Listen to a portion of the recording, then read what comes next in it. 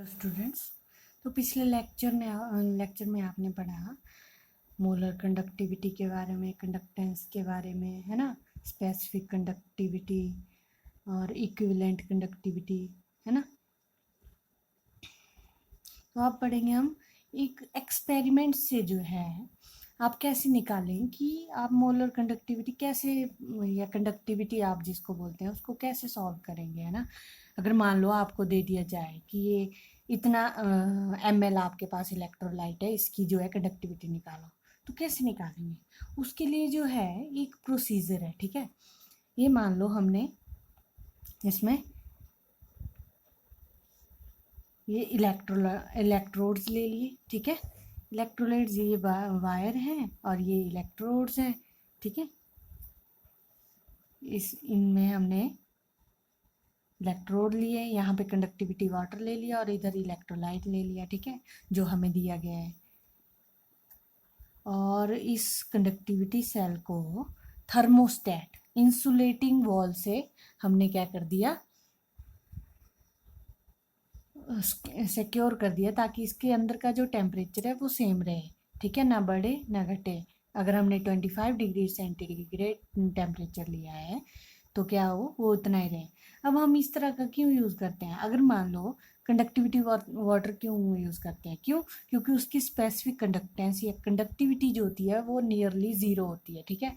अगर आपको जो नॉर्मल वाटर दे दिया जाए तो उसकी कंडक्टिविटी भी आएगी, है ना।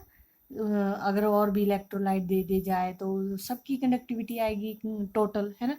तो इस कंफ्यूजन को कम करने के लिए हम क्या लेते हैं, कंडक्टिविटी वाटर लेते हैं, ठीक है, जिसकी जो है कंडक्टिविटी क्या होती है, नियरली ज़ीरो होती है, ठीक है।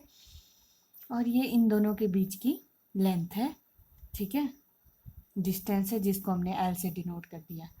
अब आपको बोला जाए कि इस इलेक्ट्रोलाइट की रेजिस्टेंस निकालनी है ना, रेजिस्टेंस के थ्रू ही हम निकाल पाते हैं कि कंडक्टेंस कैसे निकालेंगे, है ना। तो हम क्या करते हैं, एक व्हीटस्टोन ब्रिज ले लेते हैं, क्या लेते हैं, व्हीटस्टोन ब्रिज, जो 4 रेजिस्टेंस से कनेक्टेड होता है, R1 R2 R3 R4, और जो R3 है वो इन इलेक्ट्रोड से कनेक्ट होगा, ये देखो, ठीक है। तो R3 पे कौन सी रेजिस्टेंस आएगी, जो इस सेल की कंडक्टिविटी सेल की जो रेजिस्टेंस होगी, इस इलेक्ट्रोलाइट की जो रेजिस्टेंस होगी वो R3 पे आएगी, ठीक है।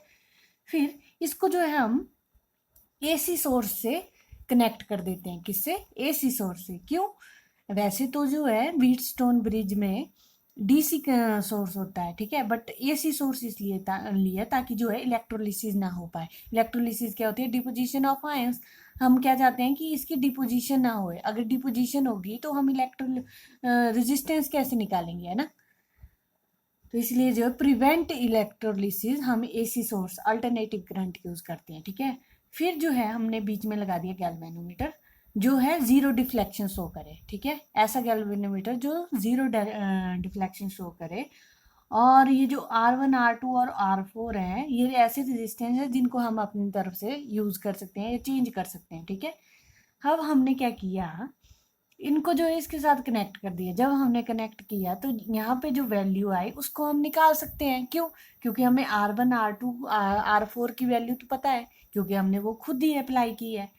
तो एक्सपेरिमेंटली जो वैल्यू आएगी वो कुछ इस तरह से होगी, R1 upon R2 is equal to R3 upon R4। यहाँ से जो है हम R3 की वैल्यू निकाल सकते हैं, ठीक है।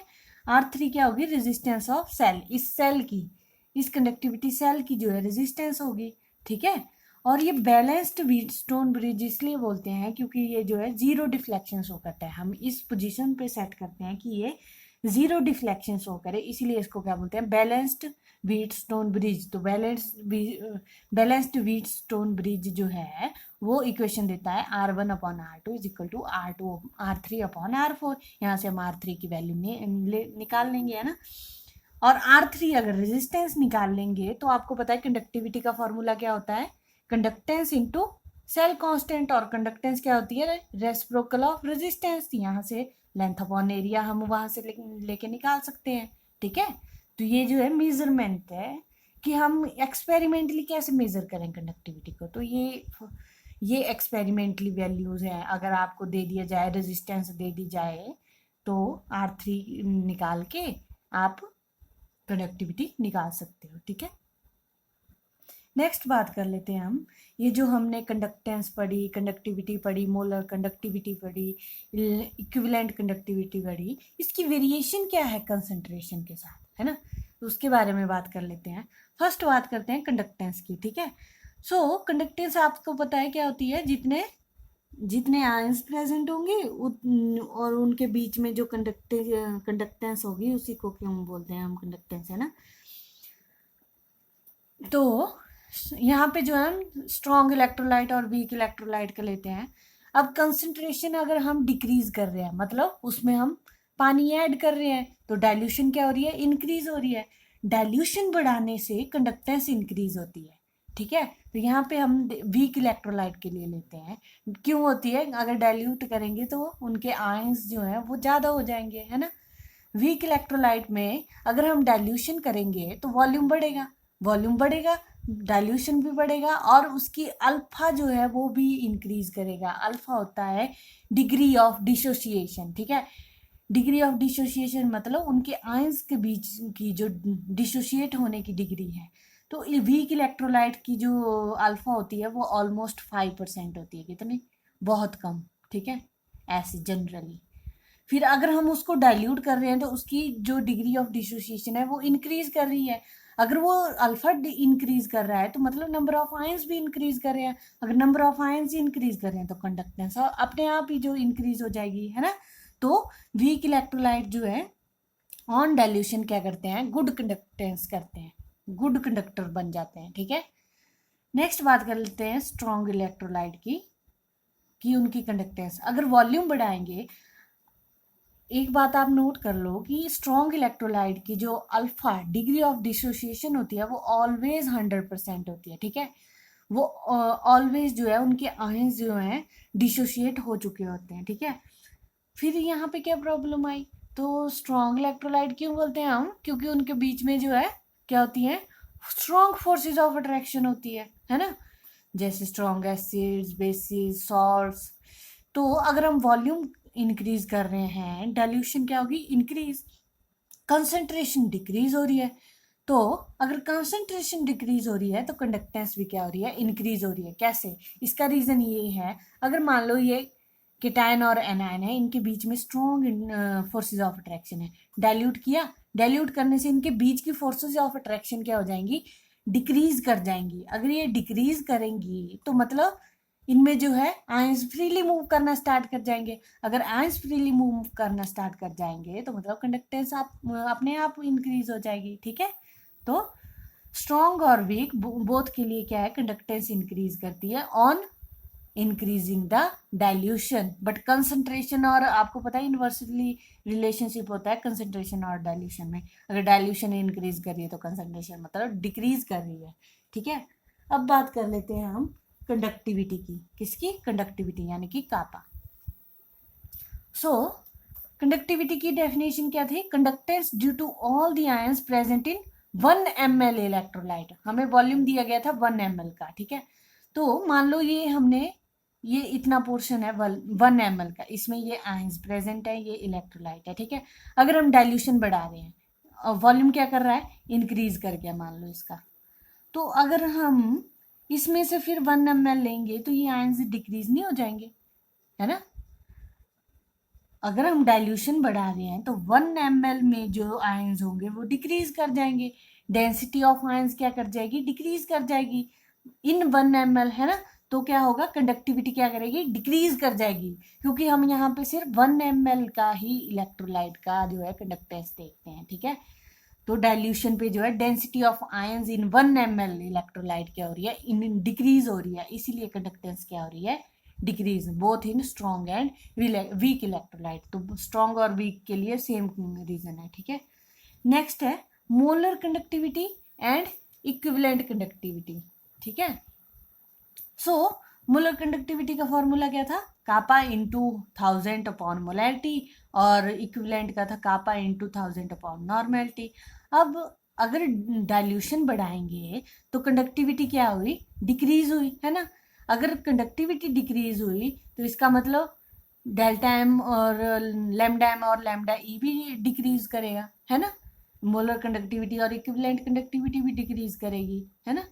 बट यहाँ पे जो है क्यों, क्योंकि इनका जो है डायरेक्टली रिलेशनशिप है कापा के साथ, है ना, डायरेक्टली प्रोपोर्शनल है ना, इसीलिए ये भी क्या कर रहेंगे, डिक्रीज। बट क्या होता है कि डाइल्यूशन जब हम बढ़ाते हैं तो वॉल्यूम इंक्रीज करता है। अगर वॉल्यूम इंक्रीज करेगा तो मोलैरिटी और नॉर्मेलिटी क्या कर जाएगी, डिक्रीज कर जाएगी, ठीक है।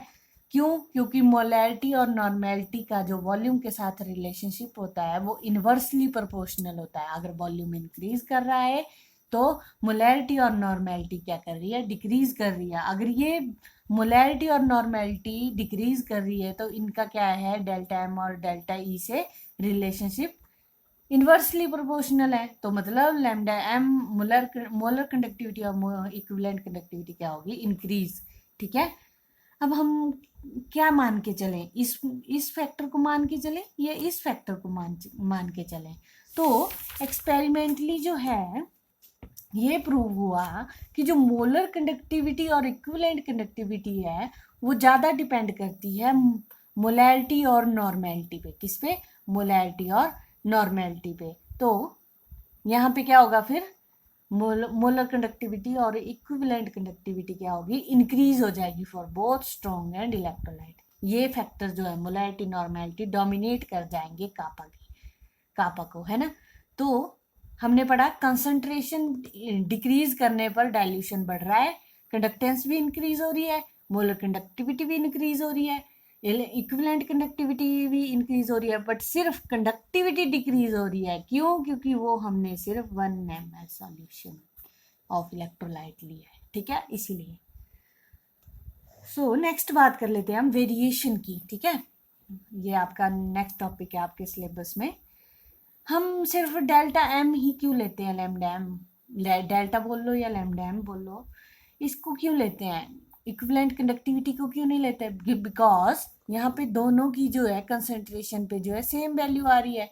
और जैसी जो है मोलर कंडक्टिविटी के लिए आएगी वैसी इक्विवेलेंट कंडक्टिविटी के लिए आएगी, ठीक है। तो हम क्या करते हैं, मोलर कंडक्टिविटी का जो है एग्जाम्पल लेके चलते हैं, ठीक है। फर्स्ट बात कर लेते हैं हम स्ट्रॉन्ग इलेक्ट्रोलाइट की, जिसकी अल्फा क्या हुई 100%, और रीजन क्या होता है,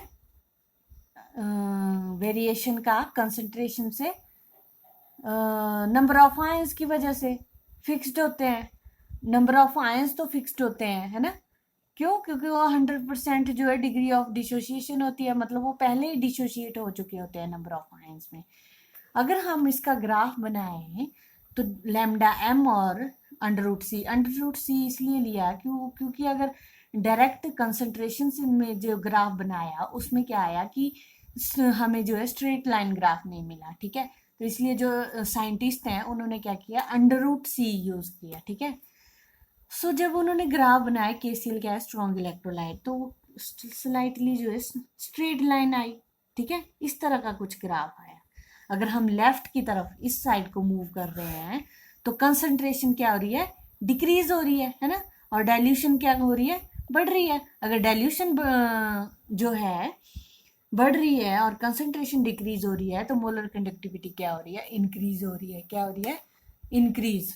आप यहाँ पे भी देख सकते हो, जब हम इधर से इधर को मूव कर रहे हैं तो मोलर कंडक्टिविटी इंक्रीज कर गई, है ना।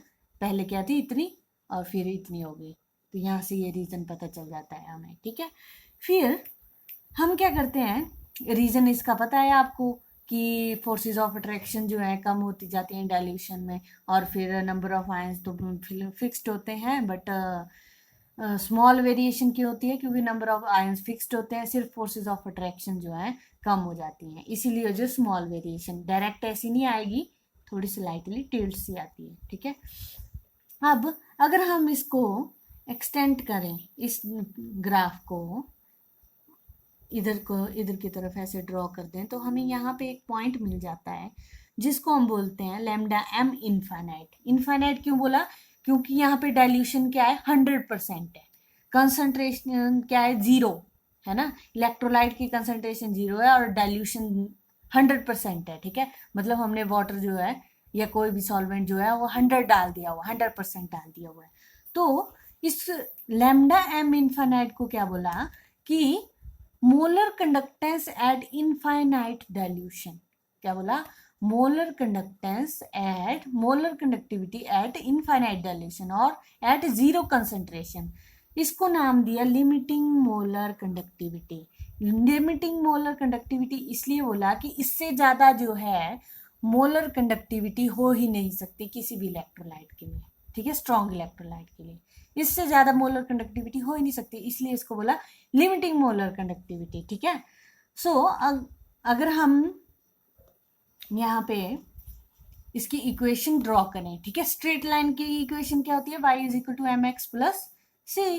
तो y एक्सिस पे क्या है? लैम्डा m, और x एक्सिस पे अंडर रूट सी, है ना, और प्लस जो इसकी जो c एक्सिस पे जो है वो क्या आ रही है?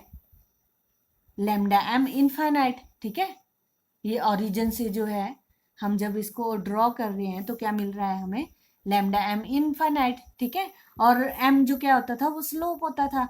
अब आपको पता है कि जब हम इस तरह का ग्राफ आता है तो उसको नेगेटिव लेते हैं, और अगर इस तरह का ग्राफ आए तो उसको पॉजिटिव लेते हैं, है ना। तो हमारे पास पूरा तो नहीं आ रहा है बट थोड़ा सा इसी टाइप का ग्राफ है, तो इसलिए हम नेगेटिव साइन लगाएंगे। और b क्या हो गया यहाँ पे? कांस्टेंट, डिपेंड्स ऑन सॉल्वेंट, ठीक है। सॉल्वेंट कैसा होगा? कई जगह पे, कई बुक्स में बी से डिनोट करते हैं, कहीं पे ओ से, ए से डिनोट करते हैं, ठीक है। सो अगर हम इसको इधर ले जाएं तो हमारे पास इक्वेशन क्या बनेगी? Lambda m is equal to lambda m infinite minus b under root C. तो ये जो इक्वेशन है ये किसने दी? डिवाई हक्कल ऑनसेंगर इक्वेशन। इसलिए डिवाई ने ये इक्वेशन दी, इसलिए इसको बोला डिवाई हक्कल ऑनसेंगर इक्वेशन, ठीक है। ये किसके लिए? सिर्फ स्ट्रॉन्ग इलेक्ट्रोलाइट के लिए, ये हमेशा याद रखना, स्ट्रॉन्ग इलेक्ट्रोलाइट के लिए है, ठीक है। तो हमने जो देखा लैम्डा m इनफाइनाइट HCl के लिए ज्यादा है एज कंपेयर टू KCl। क्यों? अब ये किससे पता चलेगा हमें? दोनों है तो है स्ट्रॉन्ग इलेक्ट्रोलाइट, बट KCl में जो है K पॉजिटिव है, Cl नेगेटिव, दोनों में सेम है, बट H पॉजिटिव और K पॉजिटिव अलग है। तो हम देखेंगे कि कौन जल्दी टूट रहा है, तो इसमें जो है HCl जो है जल्दी टूट जाता है, तो उसकी जो यहाँ पे ग्राफ आएगा फिर, ठीक है। ज्यादा डिफरेंस नहीं होगा, तो ये किसके लिए आ जाएगा? HCl के लिए, तो उसकी डेल्टा m की वैल्यू भी ज्यादा आएगी, m इनफाइनाइट की, है ना, इस तरह से। नेक्स्ट बात कर लेते हैं हम वीक इलेक्ट्रोलाइट की। किसकी? वीक इलेक्ट्रोलाइट की, जिसकी अल्फा डिग्री ऑफ डिसोसिएशन कितना होता है? 5%। तो जब हमने ग्राफ ड्रॉ किया एसिटिक एसिड के लिए, ठीक है, ये क्या है? वीक इलेक्ट्रोलाइट है, तो कुछ इस तरह का ग्राफ आया, हाइपरबोला, ठीक है। हाइपरबोला की तरफ ग्राफ आया। अगर हम देखें कंसंट्रेशन इधर को डिक्रीज हो रही है और डाइल्यूशन इंक्रीज हो रही है। जब हम डाइल्यूशन बढ़ा रहे हैं तो एकदम से जो है मोलर कंडक्टिविटी क्या होगी? इंक्रीज कर गई, ठीक है। मोलर कंडक्टिविटी इंक्रीज कर गई, उसका रीजन क्या था? कि जब हम डाइल्यूशन बढ़ाते हैं तो आयंस क्या होते हैं? इजिली डिसोशिएट होना स्टार्ट हो जाते हैं, है ना, आयंस इंक्रीज कर जाते हैं। तो यहाँ पे क्या हुआ? मोलर कंडक्टिविटी क्या हो गई? इंक्रीज हो गई, ठीक है। बट यहाँ पे जो है हम लैम्डा m इनफाइनाइट कैलकुलेट नहीं कर सकते। क्यों? क्योंकि ये जो है डाइल्यूशन पे इसी तरह से ग्राफ चलेगा, ये कभी भी इंटरसेप्ट नहीं करेगा y एक्सिस पे, ठीक है। तो इसीलिए जो है इसका लैम्डा m जो है कैलकुलेट नहीं कर पाते वीक इलेक्ट्रोलाइट का। तो उसको कैलकुलेट ग्राफ के थ्रू, उसको कैलकुलेट करने के लिए कोहल रॉश लॉ है वो। और भी वो ऐसा नहीं कि वो सिर्फ वीक इलेक्ट्रोलाइट के लिए है, स्ट्रॉन्ग इलेक्ट्रोलाइट के लिए भी है। बट जो lambda m infinite weak electrolyte है उस वो जो है हम किससे डिफाइन कर सकते हैं, कैलकुलेट कर सकते हैं? कोहल रॉश लॉ से, ठीक है, कोहल रॉश लॉ से। सो हम नेक्स्ट टॉपिक है हमारा Kohlrausch law, both strong and weak electrolytes के लिए, ठीक है। कोहल रॉश लॉ क्या बोलता है कि जो लिमिटिंग मोलर कंडक्टिविटी है किसी भी इलेक्ट्रोलाइट के लिए वो कैसी होगी? Lambda m। अब इसको हम इस तरह से क्यों लिख रहे हैं? क्योंकि ये सिर्फ कैटायन और एनायन के लिए, ये टोटल के लिए है और ये सिर्फ कैटायन और एनायन, तो इसको lambda M infinite cation plus lambda M infinite for anions. तो किसी भी एनी इलेक्ट्रोलाइट की molar conductivity, limiting molar conductivity कैसे निकालेंगे, उनकी इनफाइनाइट मोलर कंडक्टिविटी कैटायन के लिए और एनायन के लिए, उनको सम करके जो निकलेगी, ठीक है। अगर मान लो NaCl दिया है तो Na पॉजिटिव और Cl नेगेटिव की जो मोलर कंडक्टिविटीज होगी वो क्या होगी, उस इलेक्ट्रोलाइट की molar conductivity, limiting molar conductivity, ठीक है। If we have V positive cation and V negative anions, तो ये V पॉजिटिव और V नेगेटिव क्या हुआ, V या म्यू बोल सकते हो आप इसको, ये हुआ कितने जो हैं वो कैटायंस प्रेजेंट है। अगर आपके एग्जाम्पल हो Al2SO4 3, तो यहाँ पे एल्यूमिनियम के 2, सल्फेट के 3 है ना, तो एल्यूमिनियम के लिए ये नंबर ऑफ कैटायंस लिखेंगे हम, क्या लिखेंगे, नंबर ऑफ आयंस लिखेंगे यहाँ पे। सो 2 एल्यूमिनियम के कैटायंस है ना, lambda M infinite plus 3 sulphate के, इस तरह से जो है हम निकाल सकते हैं। इसी तरह इक्विवेलेंट कंडक्टिविटी के लिए भी, बट यहाँ पे जो है हम नंबर ऑफ नहीं लिखते हैं, ठीक है, नंबर ऑफ कैटायंस नहीं लिखते, डायरेक्ट जो है कैटायंस और एनायंस की जो वैल्यूज होती है, चार्ज जो होता है उन पे, उसको लिखते हैं, ठीक है। तो इस तरह से जो है हम निकाल सकते हैं। एक न्यूमेरिकल ले लेते हैं,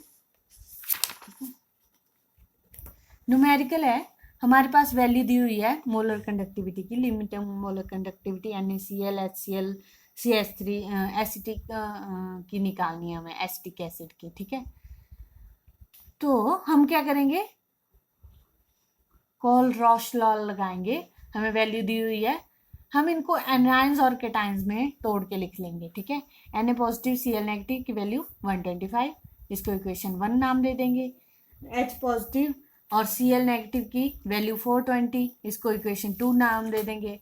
और फिर जो है हमारे पास CH3CO नेगेटिव Na पॉजिटिव, ठीक है, इसकी वैल्यू है 90, इसकी इक्वेशन दे देंगे हम नंबर 3। अब क्या करेंगे, हमें किसकी निकालनी है, CH3COH, मतलब हमें निकालना है lambda M CH3COO negative plus lambda M infinite H positive, है ना, इस तरह से हमें निकालना है। तो इसको निकालने के लिए यहाँ पे अगर आप देखो इक्वेशन 3 में हमें क्या मिल रहा है, CH3CO नेगेटिव, और इक्वेशन 2 में हमें क्या मिल रहा है, तो H पॉजिटिव। तो हम क्या करेंगे, बट हमारे पास इन इक्वेशन में Na पॉजिटिव और Cl नेगेटिव भी है, तो हम इस इक्वेशन को पहले इसमें से माइनस कर देंगे, क्या करेंगे, थर्ड इक्वेशन को माइनस करेंगे फर्स्ट इक्वेशन से, और फिर प्लस कर देंगे सेकंड इक्वेशन के साथ, ठीक है। क्यों, अगर हम थर्ड इक्वेशन को देख लो, यहाँ पे थर्ड इक्वेशन को फर्स्ट से माइनस करेंगे तो Na से Na कट जाएगा, है ना, और फिर जब हम इससे जो वैल्यू आएगी उसको अगर हम सेकंड से प्लस कर देंगे तो यहाँ पे जो माइनस माइनस हो जाएगा वो यहाँ कट हो जाएगा, तो हमारे पास क्या बचेगा, सिर्फ H पॉजिटिव और CH3CO नेगेटिव। तो हम क्या करेंगे, इनकी वैल्यूज लिखेंगे, ठीक है, कैसे, 90, सेकंड की वैल्यू क्या है, 420, ठीक है, हम इनको पहले प्लस कर रहे हैं, फिर -1 कर दे रहे हैं, 125। तो यहाँ से जो वैल्यू आएगी वो आ जाएगी 385 साइमन सेंटीमीटर स्क्वायर मोल पर मोल, ठीक है। तो ये किसकी वैल्यू आ गई, एसिटिक एसिड की, ठीक है। तो इस तरह से जो है आप न्यूमेरिकल कर सकते हो, आपको बस उनको कैटायंस और एनायंस में डिसोशिएट करके लिखना है और उनकी वैल्यूज, ठीक है, और इस तरह से आप वैल्यूज निकाल सकते हो, ठीक है। ओके।